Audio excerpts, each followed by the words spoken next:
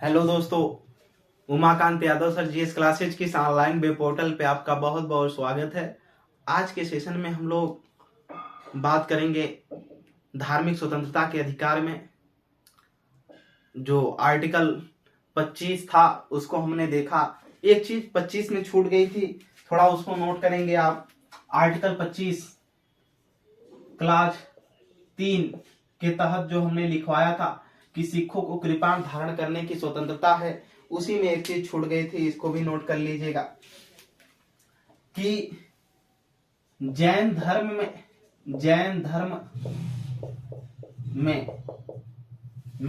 संथारा, जैन धर्म में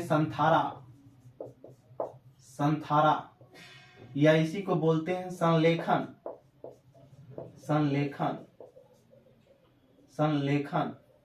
की प्रक्रिया का अधिकार है, ठीक, का प्रक्रिया का अधिकार है, ठीक। धार्मिक रिवाज है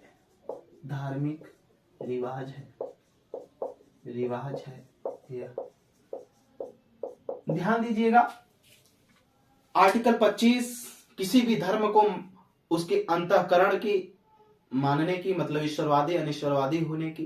ठीक, प्रचार प्रसार करने की, ठीक, आचरण करने की और उसको मानने की, स्वीकार करने की स्वतंत्रता देता है, कोई भी व्यक्ति हो। उसी प्रकार क्लास 3 जो है आर्टिकल 25 का, वो बताता है कि जैन धर्म में जो संथारा है उल्लेखन, जो जैन धर्म के भिक्षुक होते हैं ये क्या करते हैं अपने जीवन के अंतिम समय में, जैन धर्म के जो भिक्षुक होते हैं ये जीवन के अपने अंतिम समय में अपनी, जो जैन धर्म के भिक्षुक हैं वो अपने जीवन के अंतिम समय में मरने की जो प्रक्रिया होती है, अपने को जीवन के अंतिम समय में अपने को अकेला कर लेते हैं। और अकेला करने का मतलब ये है कि कहीं एक कोठरी में बंद कर लेंगे अपने आप को, या कहीं पहाड़ी पर भी अकेले में रहते हैं और सब कुछ त्याग देते हैं, अन्न जल सब कुछ त्याग देते हैं, ठीक, लंबे समय तक, जब तक वो जीवित रह सकते हैं रहेंगे। इसी को बोला जाता है उपवास। जैन धर्म में इसी को बोला जाता है संथारा या संलेखन की प्रक्रिया,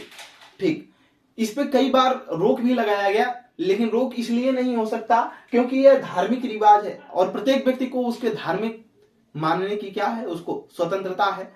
ठीक। कई बार इसको कहा गया कि ये कहीं न कहीं व्यक्ति के जो जीवन का मौलिक अधिकार है जीने का, उसमें कहीं ना कहीं ये हनन का काम हो रहा है। एक तरफ से कहा देखा जाए तो जानबूझ करके ही व्यक्ति उपवास आता है, तो वो कहीं ना कहीं उसके जीवन में जीने के अधिकार का हनन हो रहा है। एक तरफ से तो कह लीजिए तो सुसाइड ही कर रहा है, ठीक।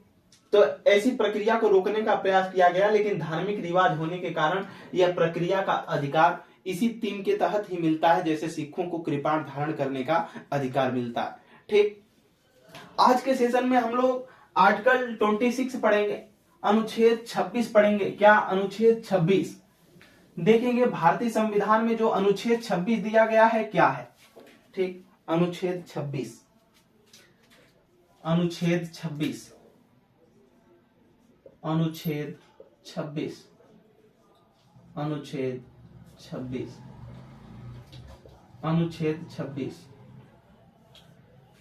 लिखेंगे तब समझेंगे। लिखेंगे, प्रत्येक धार्मिक समुदाय को अपने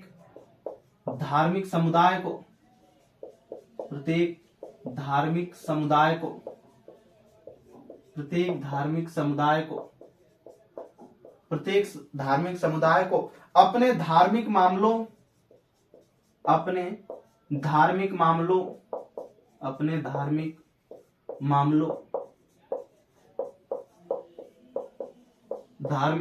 को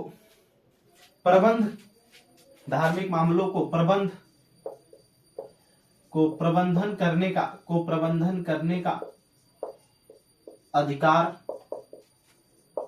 करने का अधिकार, धार्मिक मामलों को क्या प्रबंधन करने का अधिकार होगा तथा यद्यपि लिखेंगे, यद्यपि यह विधि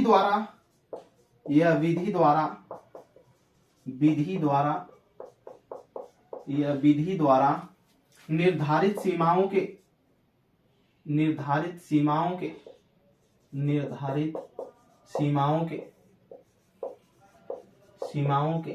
अनुरूप होगा, सीमाओं के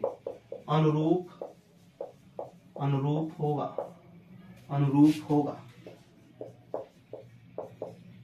सीमाओं के क्या होगा, अनुरूप होगा।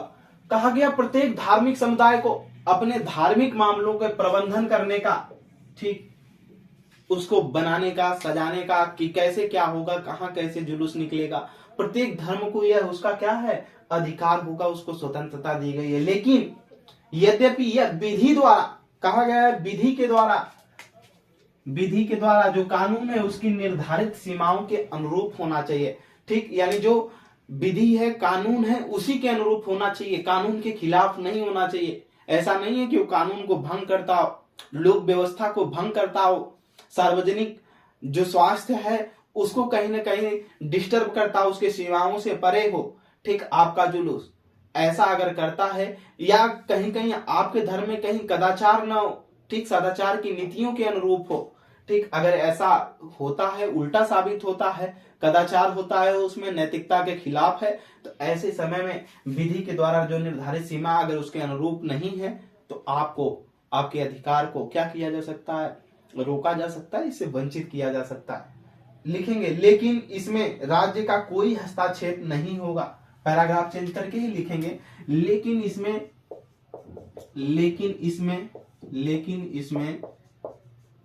राज्य का कोई हस्तक्षेप नहीं होगा। राज्य का मतलब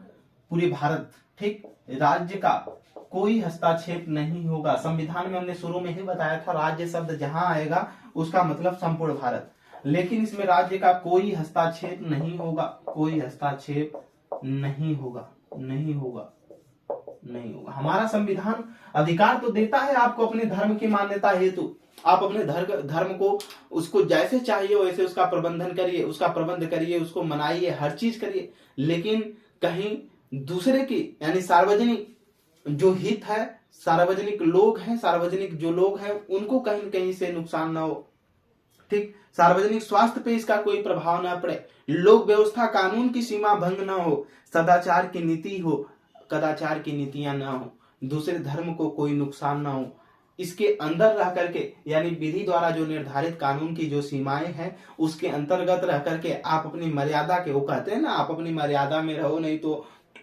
इसका उल्लंघन करने के बाद ज्यादा बुरा हो जाएगा। तो वही चीज है, निर्धारित जो विधि कानून की जो सीमा है उसके अंदर गत रह करके आप अपने अधिकारों का अगर बेहतरीन तरीके से उपयोग करेंगे तो आपके अधिकारों से कोई वंचित नहीं किया जा सकता, यानी आपका अधिकार, आपकी जो स्वतंत्रता है आपके नाक तक सीमित है, इससे अधिक नहीं, ठीक। आगे की तरफ देखेंगे, ये रहा आर्टिकल 26, ठीक, जो समझ में आया होगा। आगे हम देखेंगे अनुच्छेद 27, क्या, अनुच्छेद 27,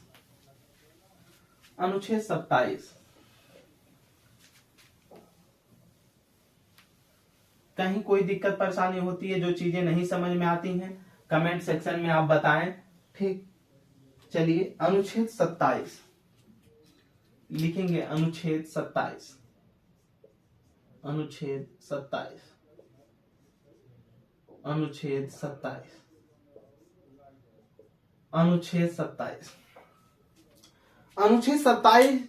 कहता है कि जो धार्मिक संस्थान है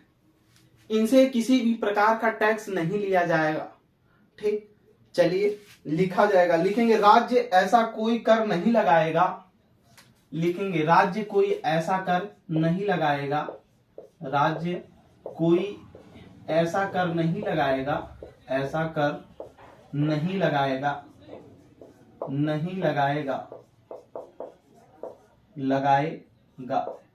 राज्य ऐसा कोई कर नहीं लगाएगा जिसे प्राप्त आय, जिससे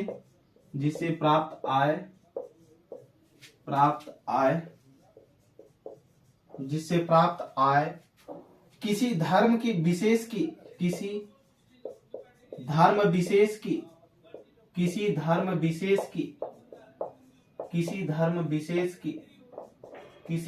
विशेष की उन्नति के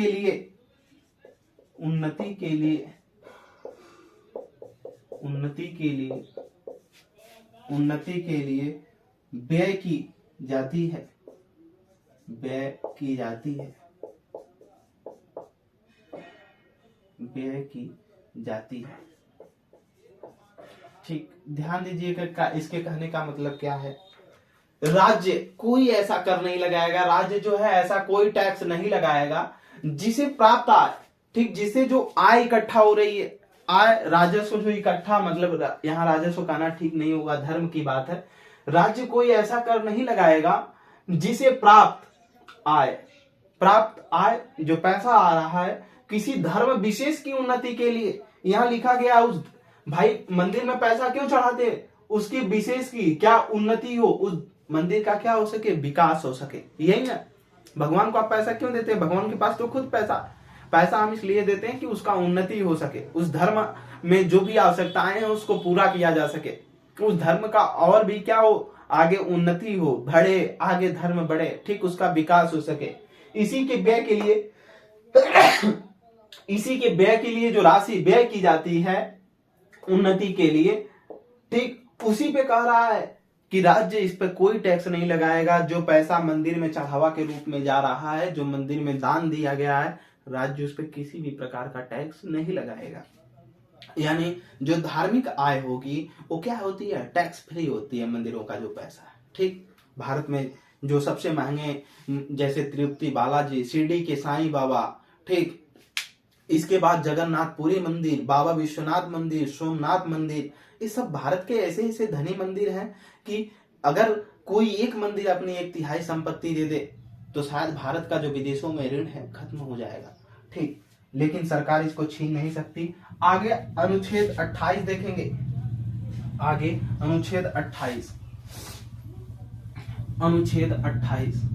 चलिए अनुच्छेद 28 देखेंगे। अनुच्छेद 28 है क्या, चलिए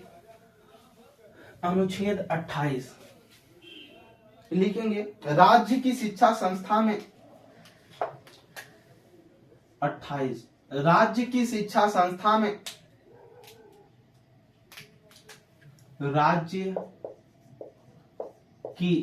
राज्य का मतलब भारत देश, ठीक, राष्ट्र, राज्य की शिक्षा संस्था में, राज्य की शिक्षा संस्था में धार्मिक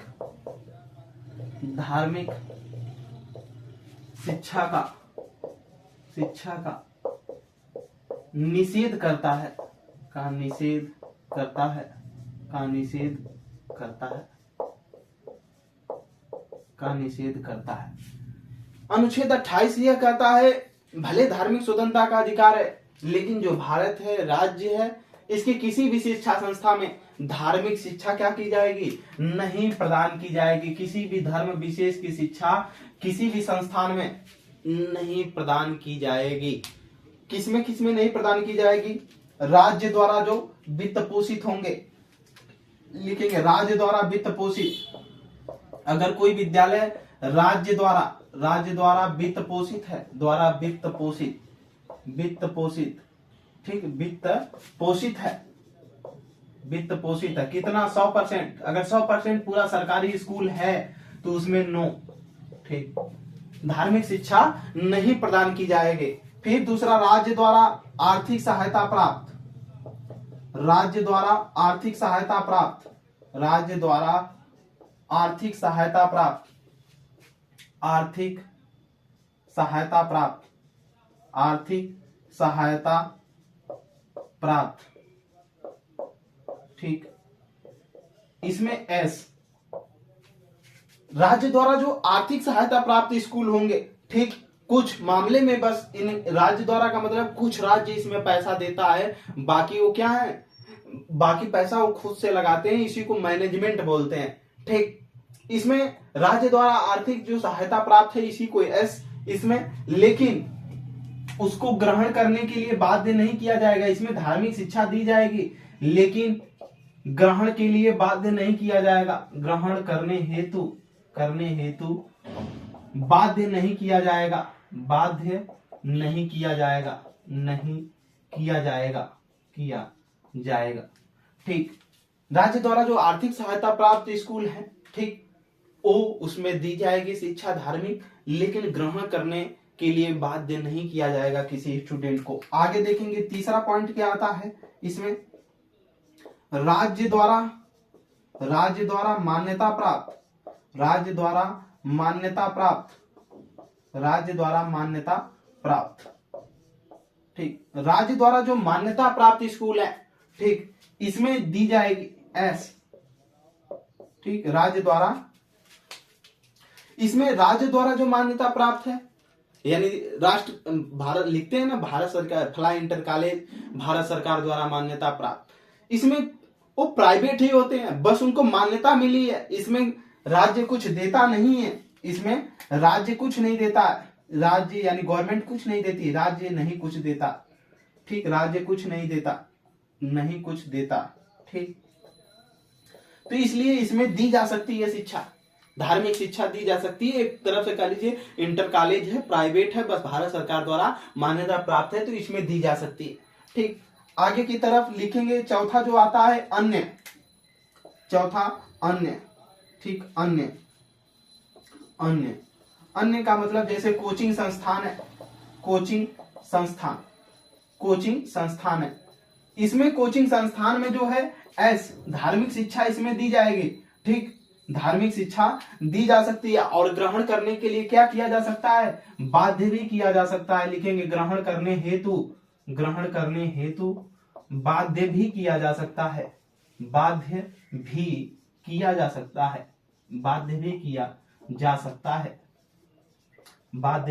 जा सकता है, ठीक, ग्रहण करने हेतु क्या किया जा सकता है, बाध्य किया जा सकता है। यानी अनुच्छेद 28 हमने देखा, राज्य की जो शिक्षा संस्था है इसमें धार्मिक शिक्षा का क्या करता है, निषेध, मनाही करता है कि इसमें किसी भी प्रकार की जो राज्य द्वारा वित्त पोषित संस्था है उसमें किसी भी प्रकार की धार्मिक शिक्षा नहीं प्रदान की जाएगी, किसी भी धर्म के लिए कोई भी पाठ नहीं पढ़ाया जाएगा। नंबर 1 आता है, इसमें बात की गई है जो नंबर 1 में है, इसमें कह रहा है कि राज्य द्वारा वित्त पोषित, यानी अगर सरकार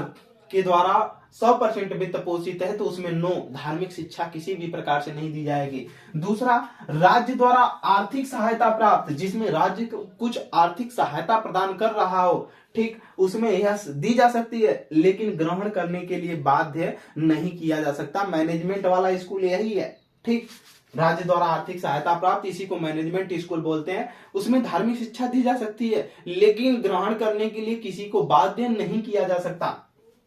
तीसरा है राज्य द्वारा मान्यता प्राप्त, इसमें राज्य कुछ देता नहीं है मान्यता प्राप्त में, वो प्राइवेट शिक्षण संस्थान ही होते हैं, कोई भी इंटर कॉलेज है, ठीक, वो मान्यता प्राप्त है, उसमें राज्य कोई नहीं देता, वो प्राइवेट ही होता है, इसलिए इसमें धार्मिक शिक्षा क्या की जा सकती है, दी जा सकती है। फिर अगला आता है अन्य में कोचिंग संस्थान जैसे है, इसमें यस धार्मिक क्या दिया जा सकता है, धार्मिक शिक्षा दी जा सकती है, ग्रहण करने हेतु क्या किया जा सकता है, बाध्य भी किया जा सकता है। अनुच्छेद 28 के अंतर्गत ही रहा, ठीक, हम लोग धार्मिक स्वतंत्रता का अधिकार पढ़ लिए। अगली क्लासों में हम पढ़ेंगे जो अनुच्छेद 25 से संबंधित धार्मिक स्वतंत्रता के अधिकार में ही आता है, जिसे एक विवाद आया राज्य व्यवस्था के अंतर्गत, ठीक, जिसमें है सबरीमाला विवाद, केरल राज्य में जो सबरीमाला मंदिर है उसके विवाद को हम अगली कक्षाओं में पढ़ेंगे। मेहनत से पढ़िए, प्रैक्टिस सेट करिए। Umakant Yadav sir GS classes में जुड़ने के लिए आपका बहुत बहुत धन्यवाद।